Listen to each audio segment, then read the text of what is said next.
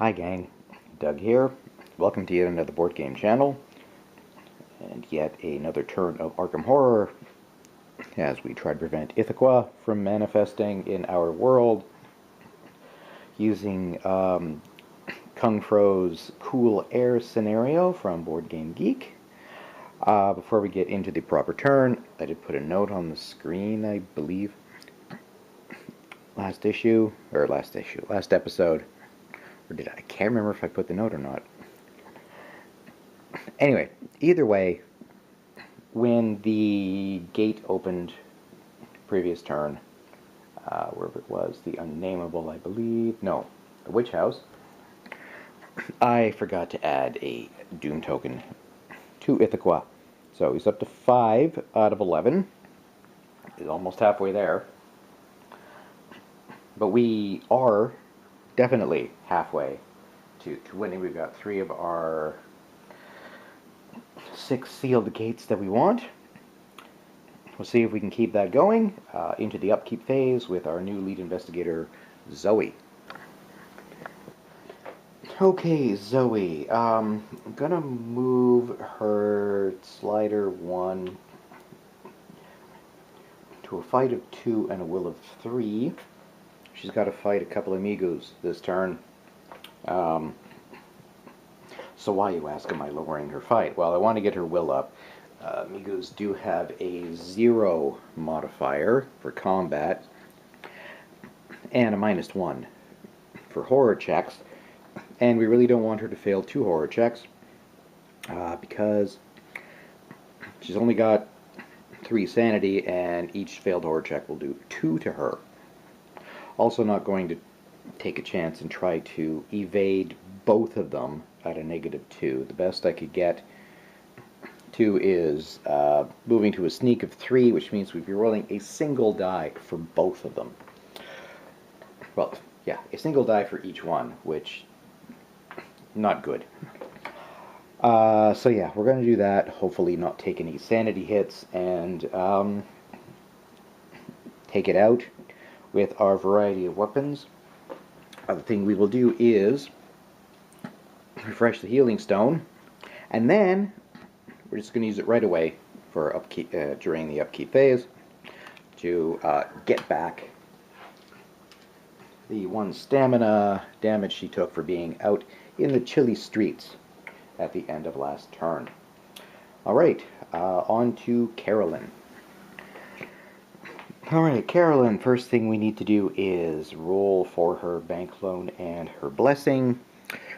It's only down to $2. Yes, even in the other world, you have to possibly default on your loan. I guess because you're away. Very away. So, we want above 3. No, she rolled 3. She's down to $1. She might lose all her items currently. So we may just have to go nuts and use the holy water on anything we run into. As for blessing, we're going to roll. We want anything but a 1. Well, too good to last. Well, she's no longer blessed. That's too bad. Put that away.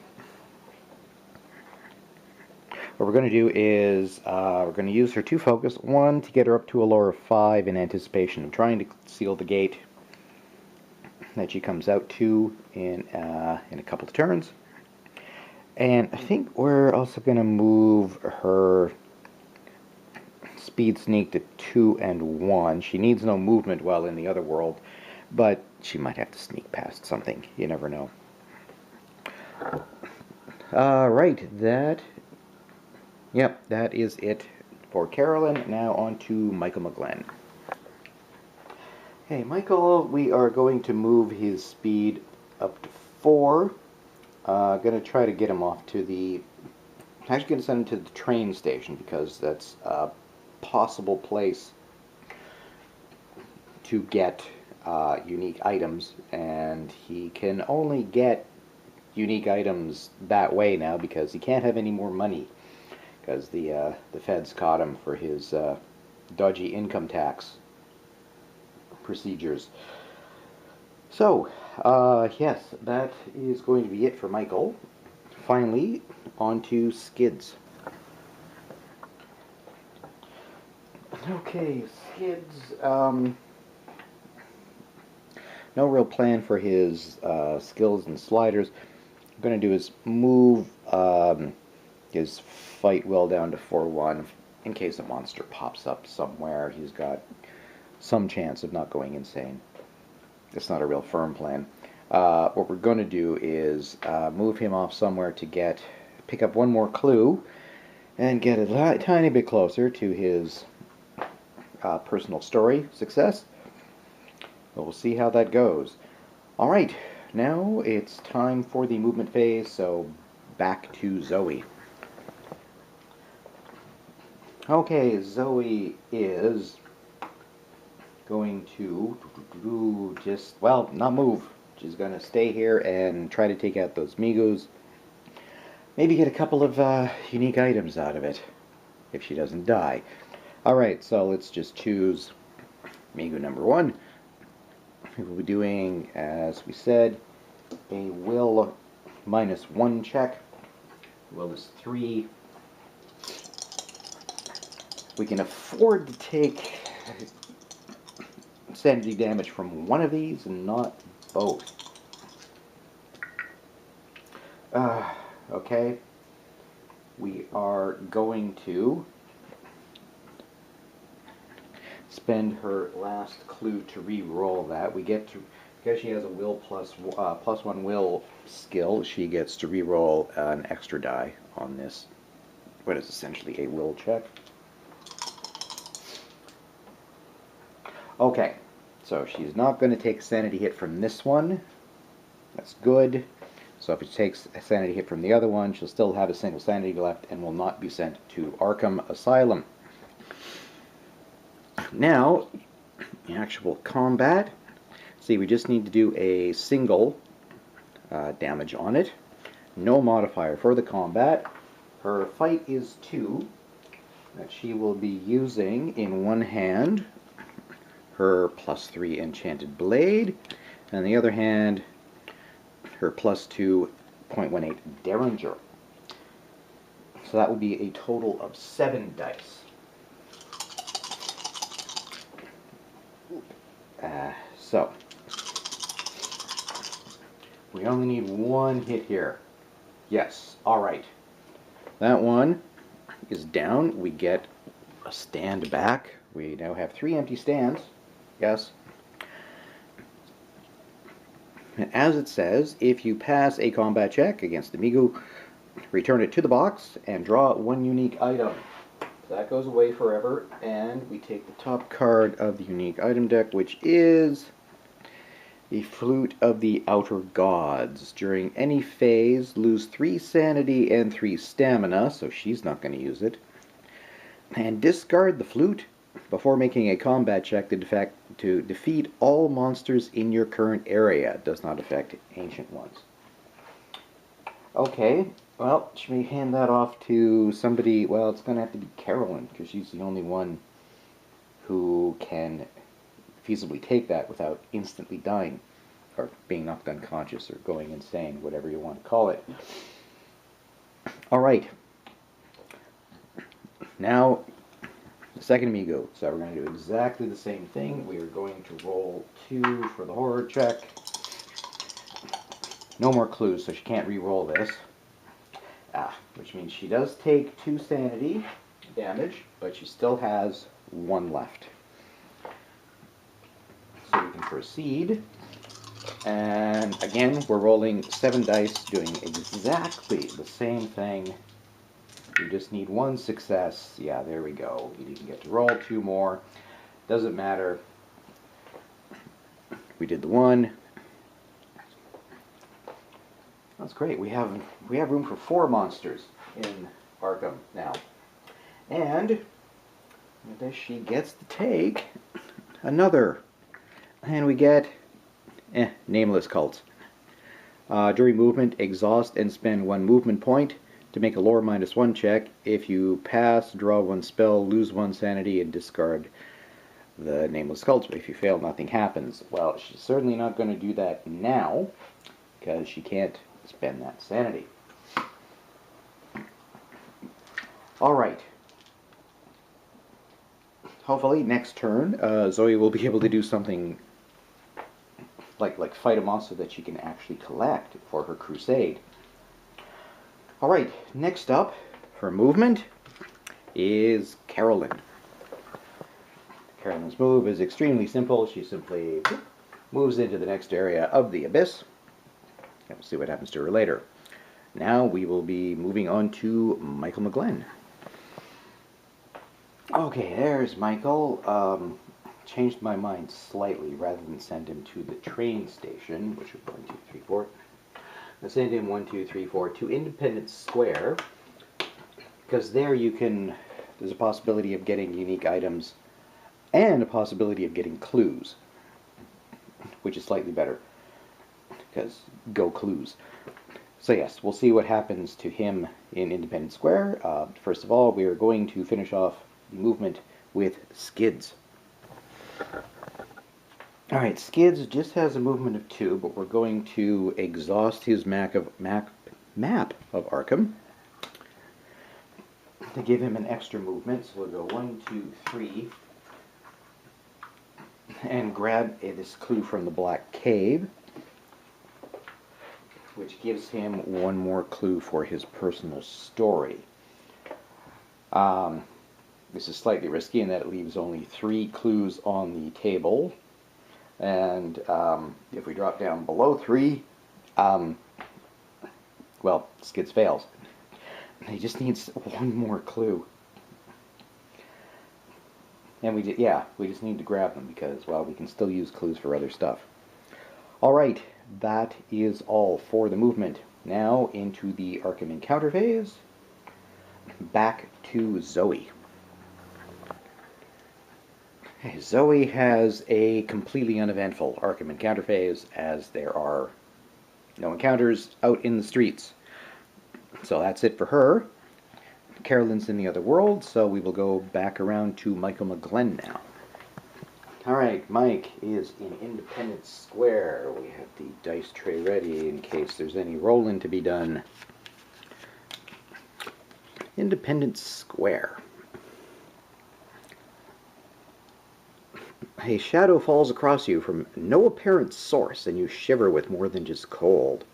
Pass a will -1 check or lose 1 stamina and 1 sanity. Great. Gonna get nothing good out of this. So he's gonna get to roll a single die. Because, yeah, his will is 2, and it's a -1 check. Okay, he passed. So he doesn't get hurt anyway. That was kind of lame. Alright, finally back around to Skids at the Black Cave.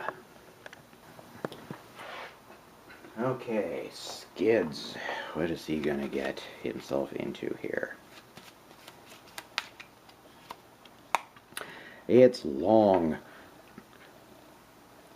Black Cave. You are attacked by a shadowy being, but a large man leaps out of the darkness and drives it off. He introduces himself as Tom Mountain Murphy. Make a luck -2 check or discard a whiskey card to pass it automatically. Okay. Damn, his luck is 0. But it would be great if we could get an ally. So I'm going to spend the clue that he just picked up. So we'll get to roll just a single blessed die. So we have even odds here. Come on. Oh, 1. It's too bad. That would have been really cool. So what happens if we have not? Yes, if you pass, he joins your investigation. Take his ally card. Otherwise, take a weapon. If you fail, nothing happens. Well, that's too bad. Would have been nice to have him. Unless we have somebody helping out. Alright, that's it for Arkham encounters. Now we'll go over to Carolyn for our 1 Otherworld encounter this turn. Okay, the Abyss is either a red or a blue card. We picked up a blue card. Yoggoth Soliano. Other monsters lurk everywhere. Pass a sneak -2 check or stay here next turn. Yeah. And her sneak is 1. 1, 2, 3, 4, 5. Shall I use... She has 1 extra clue. Shall I use that to try to do that? Or do I want to keep the clue to make it give me better odds to succeed at sealing? I should probably do that. Yeah, I should probably keep it just in case I need backup while sealing the gate. Because, yeah, we'll be rolling 3 dice to seal. Yeah. Now, unfortunately, that means it's going to slow us down a wee bit. Ah. Alright. That's too bad. Well, that's everybody's encounters. Now we are moving into the dreaded Mythos phase. Alright, here we go. Hope we don't lose any of those clues that are on the board. Oh, we have a new environment, which means I'm just going to get rid of the old one. Alright, the terror level can now rise. However, we've been doing very well at keeping the monsters in check enough that we've only got 1 in the outskirts, so that's too bad, but not super critical. Gate appears at Independence Square. Independence Square is one of our sealed locations, so yes, that doesn't happen. No extra monster. Doom track does not go up. Clue appears at the Unnameable. Oh, unfortunately, the Unnameable has a gate, so we don't get a clue. It's too bad. We really could have used 1 there. Alright, movement. We have squares and diamonds moving on white. I believe... Yes, the Elder Thing is a diamond, so it's going to move there. And circles move on black. Well, we don't have any circles. Yeah, we've only got that and cultists, which are always crescents. Okay. Yeah. Blood magic. Investigators who end their movement in Rivertown streets may choose to delve into dark mysteries using their life force. They roll dice equal to their current stamina, and for every die failed, they lose 1 stamina. If this reduces them to 0, they are devoured, and the player must start a new character. Oof. Otherwise, they gain 3 clue tokens. Ooh, we might risk that for Skids' sake. Get himself some clues without sucking the other ones dry. Alright, well, just put that on the Rivertown Streets space, just to remind me that that is where things are happening. One last thing, yes. So he's still out in the streets, so she will take a stamina hit. Alright. That was kind of an underwhelming turn in terms of results. But so be it. We will see what happens next time. Hope you'll join me then. Thanks very much everybody for watching. Thanks for subscribing to the channel and for liking the videos both on YouTube and Board Game Geek. It's very much appreciated. And I will see you next time for yet another turn of Arkham Horror. So long.